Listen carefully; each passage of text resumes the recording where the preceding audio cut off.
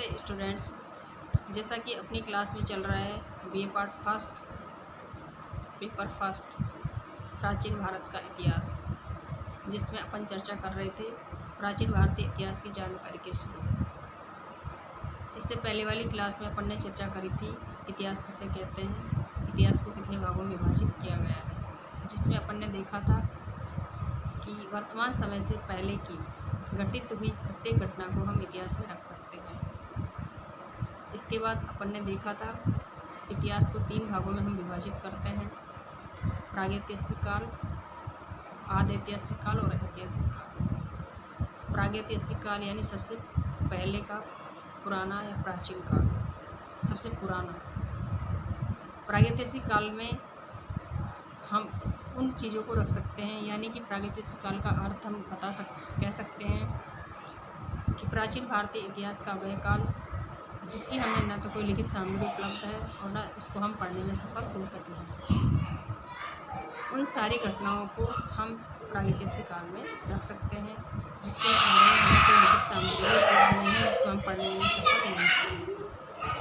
आद्यऐतिहासिक काल, आद्यऐतिहासिक काल में उस समय को हम रखते हैं, उस समय की सारी घटनाओं को रखते हैं, यानी कि जिसकी हमें लिखित सामग्री तो उपलब्ध है लेकिन हम उसको पढ़ने में सफल नहीं हो सके, उसको हम आद्यऐतिहासिक काल कहते हैं। ऐतिहासिक काल यानी कि इतिहास का वह काल जिसकी हमें लिखित सामग्री भी उपलब्ध है एवं जिसको हम पढ़ने में भी सफल हो चुके हैं, उसको हम ऐतिहासिक काल में रखते हैं। आज हम देखते हैं कि प्राचीन भारतीय इतिहास की जानकारी के जो साहित्यिक स्रोत हैं उनमें ब्राह्मण धर्म ग्रंथ कौन कौन से हैं। सबसे पहले देखते हैं हम वेद कितने प्रकार के हैं, वेद किसे कहते हैं, उस पर हम आज चर्चा करते हैं। वेद विद धातु से बना है जिसका अर्थ होता है, शाब्दिक अर्थ होता है ज्ञान, यानी कि वेद जिससे कि हमें किसी भी चीज़ के बारे में पूर्ण रूप से ज्ञान प्राप्त होता हो उसको हम वेद कहते हैं। वेद 4 प्रकार के होते हैं, पहला ऋग्वेद, दूसरा यजुर्वेद, तीसरा सामवेद और चौथा अथर्ववेद। सबसे प्राचीनतम जो वेद है वो है ऋग्वेद। अब इसमें हम आगे देखते हैं आर्य जाति का प्राचीनतम ज्ञान इन्हीं वेदों में सुरक्षित है, आर्यों का परवर्ती ज्ञान भी इन्हीं में सुरक्षित है। वेद मुख्य रूप से 4 प्रकार के होते हैं। ऋग्वेद सबसे प्राचीनतम वेद है। इसमें आर्यों के भारत आगमन के पूर्व की तथा भारत में आने के बाद की जानकारी हमें मिलती है, यानी कि ऋग्वेद से हमें जो ज्ञान प्राप्त होता है वो है कि आर्य भारत में कब आए थे, उससे पहले की और उनके भारत में आने से बाद की जानकारी हमें उपलब्ध होती है। दूसरा है सामवेद, तीसरा यजुर्वेद और चौथा अथर्ववेद। सामवेद वैसे हम विस्तृत चर्चा करें तो ऋग्वेद ऋग धातु से बना है और ऋग्वेद प्राचीन भारतीय इतिहास का सबसे पुराना वेद है। दूसरा वेद हम देखते हैं सामवेद, यानी कि सामवेद उस वेद का नाम है जिसके मंत्र यज्ञों में देवताओं की स्तुति के समय हम मधुर स्वर में गाते हैं। सामवेद कहने का मतलब जिसमें हमें मंत्रों की उपलब्धियाँ होती हो, मंत्रों के बारे में जानकारी होती हो, मंत्रों का संग्रह जिसमें हो, उसको हम सामवेद। अगला है अपना यजुर्वेद, यानी कि यज्ञ से संबंधित।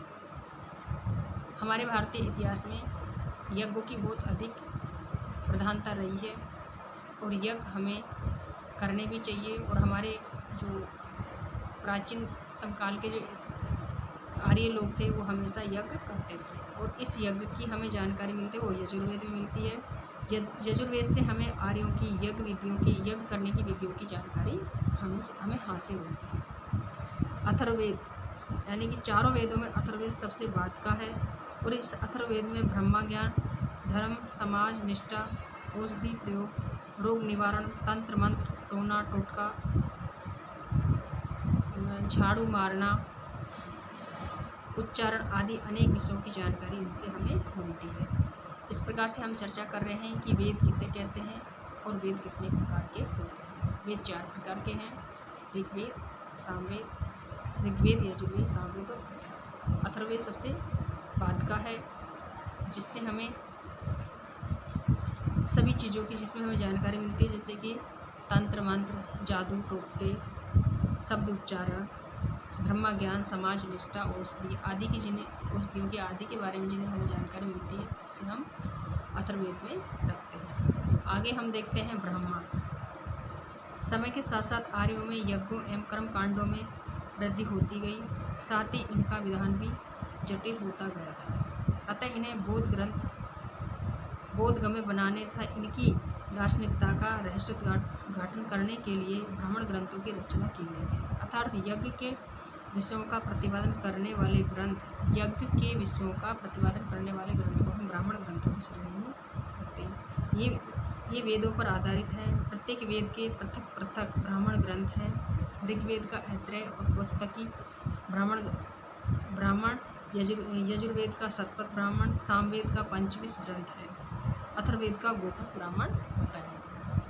इस प्रकार से प्रत्येक वेद का अलग अलग ब्राह्मण ग्रंथ भी हमें इतिहास में उपलब्ध होता है। इस प्रकार से हम देख रहे हैं कि प्राचीन भारतीय इतिहास की जानकारी के जो स्रोत थे, उनमें वेद क्या है, कितने प्रकार के हैं और ब्राह्मण ग्रंथ कौन कौन से हैं, किस किस वेद के साथ किस किस ब्राह्मण ग्रंथ को अटैच किया गया है।